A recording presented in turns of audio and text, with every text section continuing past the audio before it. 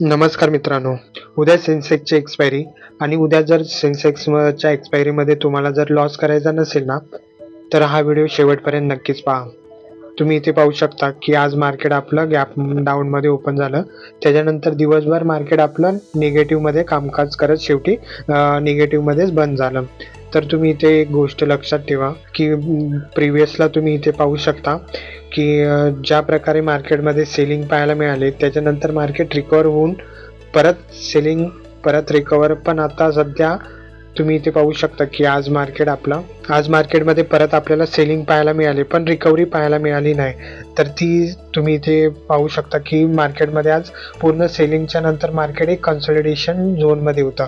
आणि उद्या जर तुम्ही इथे पाहू शकता की उद्या जर ह्या कन्सॉलिडेशनचा डाऊन साईडला ब्रेक झाला, तर आपण टार्गेट आपण 76,700चं घेऊ शकतो. त्याच्यानंतर तुम्ही पाहू शकता ही लेवल ब्रेक झाली तर 76,500ची लेवल आहे.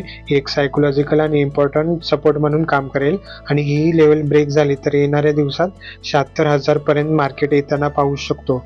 त्याचबरोबर जर तुम्ही इथे पाहू शकता की जर रिकव्हरी आपल्याला पाहायला भेटली उद्या, तर इथे तुम्ही एक रेजिस्टन्स ड्रॉ करून ठेवू शकता. 77,000चा एक स्ट्रॉंग आणि इम्पॉर्टंट आपल्यासाठी रेजिस्टन्स असेल ही लेवल.